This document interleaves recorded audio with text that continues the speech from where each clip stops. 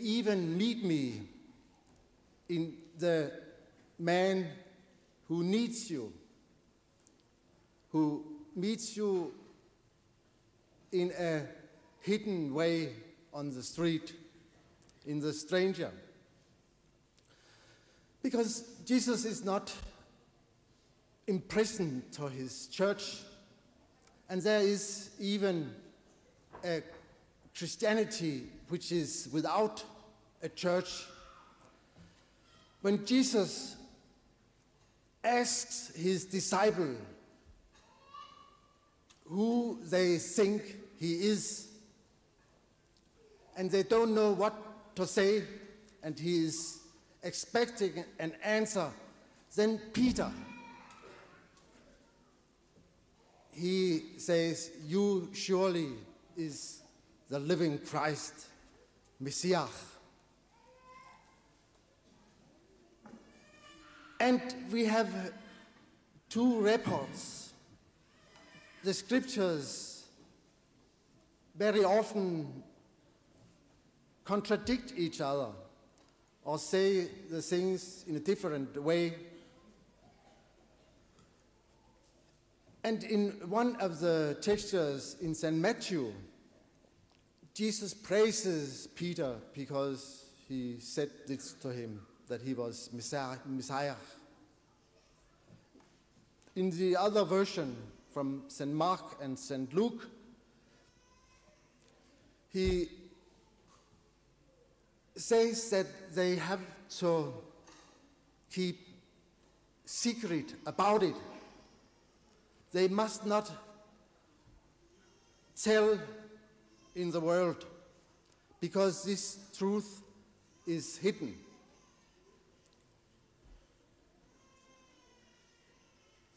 I think Jesus was not sure about his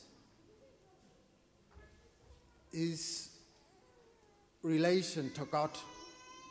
He was wavering all the time long, and we hear him in different situations, and when he really is trodden to the ground, he cries that God has forsaken him. Eli, Eli, lama sabachthani. On the cross, he was forsaken by God. He feared it.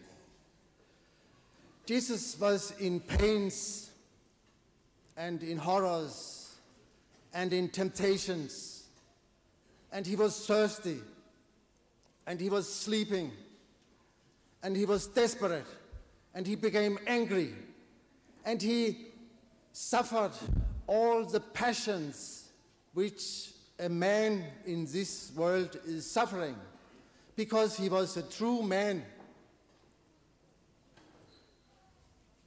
And he himself did not know if he was Son of God or he was not, only when he arrived at Caesarea Philippi and he asked his disciples, "Who do people say whom I am?"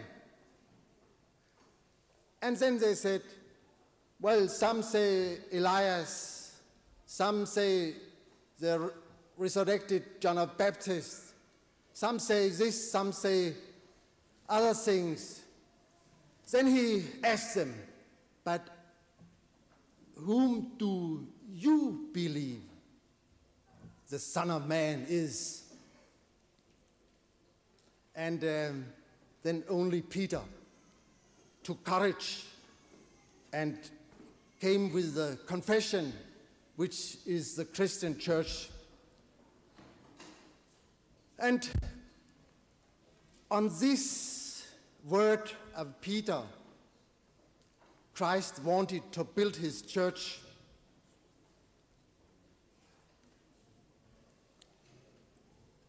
And we have this visible church and churches, many of them, in all Europe, all over the world. But this visible church is not alone the Christian church. The church is invisible and is built where man meets another man and brotherhood evokes in their hearts. And he said, you shall love your fellow man. And not even that, you shall even love your enemy. And this is the hardest task. This is difficult for everybody of us. But if we were able to, the world would change at once.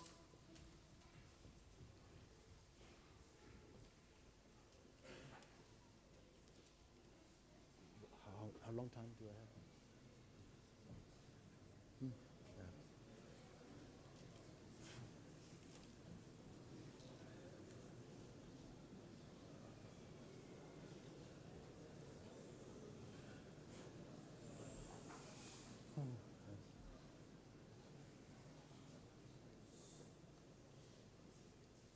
The secrets of Jesus. The church is full of secrets. In Islam, there are not so many secrets. Everything is plain. The Prophet Muhammad, he made a new religion.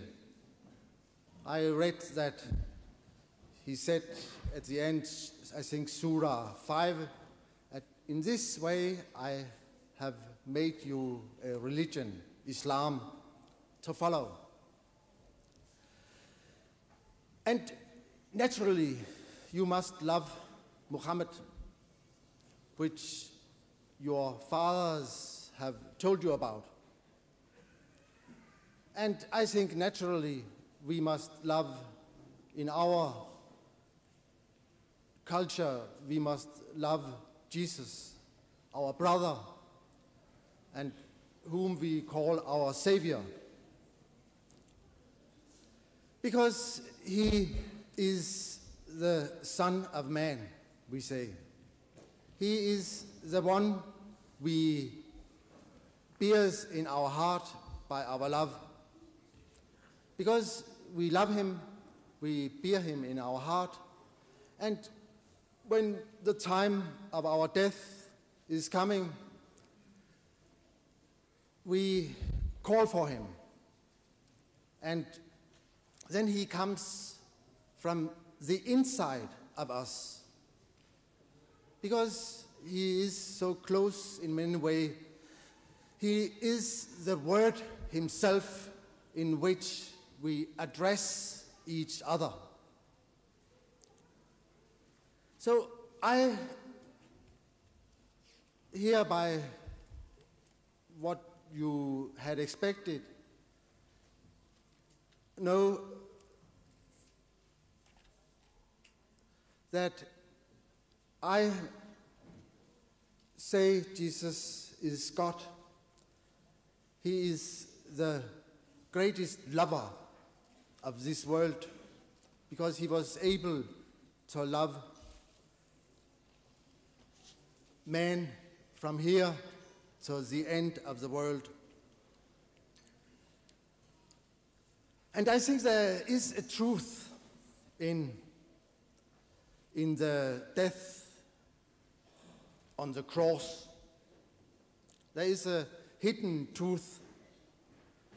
I know it is abhorrent to Muslims, and it is also horrid very often for us to think that this so exceptional man, this poet, this lover, this filled with spirit and wisdom,